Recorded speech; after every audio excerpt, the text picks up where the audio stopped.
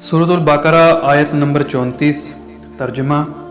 और याद करो जब हमने कहा फरिश्तों से कि सजदा करो आदम अलैहिस्सलाम को, सब के सब झुक जाओ आदम अलैहिस्सलाम के सामने।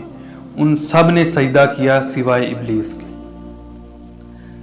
अब पहली बात ये कि तमाम मलाइका के सजदे की ज़रूरत क्या थी?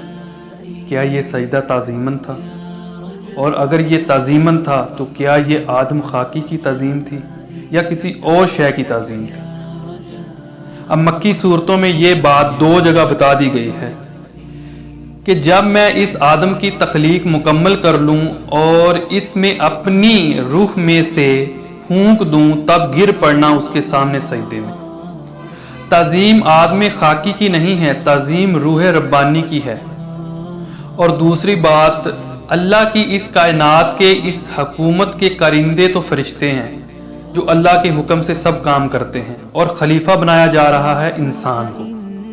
तो जब तक ये सब उसके ताबे ना हो जाए इंसान की, वो खिलाफत कैसे करेगा? यानी मैं कहीं जा रहा हूँ, मैं ज़मीन को धकेलता हूँ, ज़मीन मुझे थामे हुए है, अगर वो मुझे ना थामे तो मैं कैसे चलूँगा? ये पूरी कायनात जो है, जब हम इरादा करते हैं, कोई काम करने लगते हैं, तो उस इरादे के पूरे होने में नामालूम कौन कौन सी चीज़ें हैं, कौन कौन सी फोर्सेस हैं जो हमारे साथ तामुन करती हैं, तो हम वो काम कर सकते हैं।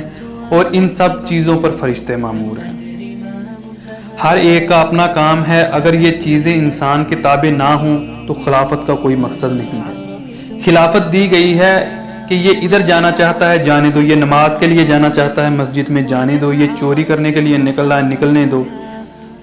इसलिए कि जो इंसान को इख्तियार दिया गया है, उस इख्तियार के इस्तेमाल में तमाम कुव्वतें वो इसके साथ तामुन करती हैं, तब इंसान का कोई इरादा, वो अच्छा हो या बुरा, वो फिर तकमील को पहुंच सकता है। ये उसका एजाज़ हुआ कि तमाम फरिश्तों को झुका दिया, सब झुके सिवाय इब्लीस के। अब लोग समझते हैं कि ये भी फरिश्ता था, इसलिए कि हुक्म तो सिर्फ सजदे का फरिश्तों को दिया गया था। इस सूरत बकरा से पहले सूरत कफ नाज़िल हो गई थी और उसमें बताया गया था कि वो जिन था, बस उसने सरकशी की अपने रब के हुक्म से। फरिश्ता अल्लाह के किसी हुक्म से इनकार नहीं करता, वो अल्लाह के किसी हुक्म की नाफरमानी नहीं करता, और जो हुक्म मिले उसे वो फरिश्ते पूरे करते हैं। ये जिन्नात के अंदर इख्तियार था जैसे इख्तियार इंसानों को दिया गया है।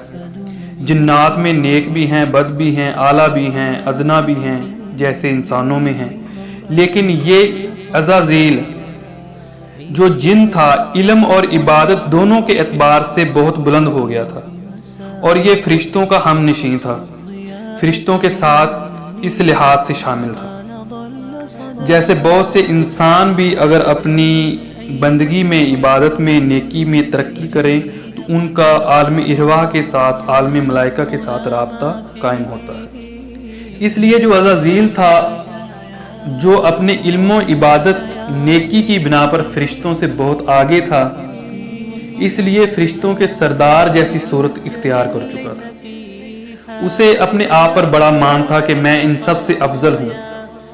तो 7 मरतबा कुरान मजीद में ये बात आई है कि फरिश्तों को हुक्म हुआ कि सजदा करो आदम अलैहिस्सलाम को, सब ने किया मगर इब्लीस ने इनकार किया। ये सूरतुल बकरा में 7वीं मरतबा है। उससे पहले सूरत आराफ में आएगा, तफसील से आया है। सूरत हिजर, सूरत बनी इसराइल, सूरत कहफ, सूरत त्वाहा, सूरत स्वाद में आएगा। अब अज़ाज़ील का कुफर के बाद नाम है, सिफाती नाम इब्लीस, और इसका मानी है मायूस हो जाना। अब ये अल्लाह की रहमत से बिल्कुल मायूस है, और जो मायूस हो जाए वो शैतान हो जाता है। वो कहता है कि अब मेरा तो छुटकारा है नहीं, मैं जितनों को बर्बाद कर सकूं, मेरी तो आखिरत ख़राब हो चुकी है, जितनों को अपने साथ ले जाऊं, हम तो डूबे हैं, सनम को भी ले डूबेंगे। अब तो शैतान इस मानी में है। फिर उसने अल्लाह से इजाज़त भी ली कि मुझे उस दिन तक, क़यामत के दिन तक मोहलत भी दे दी जाए, तो मैं साबित करूँगा कि ये आदम उस रुतबे का हकदार नहीं था जो उसे दिया गया है खलीफा का, मैं उससे बेहतर हूँ। تو نے مجھے آگ سے بنایا اور اسے گارے سے بنایا۔ در حقیقت یہ تکبر تھا جس کی وجہ سے اللہ نے اسے خود سے دور کر دیا۔ اس نے انکار کیا، تکبر کیا اور وہ کافروں میں سے ہو گیا۔ اور ایک معنی اور بھی اس کا ہو سکتا ہے کہ وہ تھا ہی کافروں میں سے، یعنی اس کے اندر سرکشی چھپی ہوئی تھی، اب ظاہر ہو گئی۔ یہ معاملہ بھی ہوتا ہے کہ کسی شخص کی بدنیتی پر اس کی نیکی کی وجہ سے پردے پڑے رہتے ہیں، کسی خاص وقت میں آ کر اس کے اندر کی حقیقت تھی جو وہ باہر آ جاتی ہے۔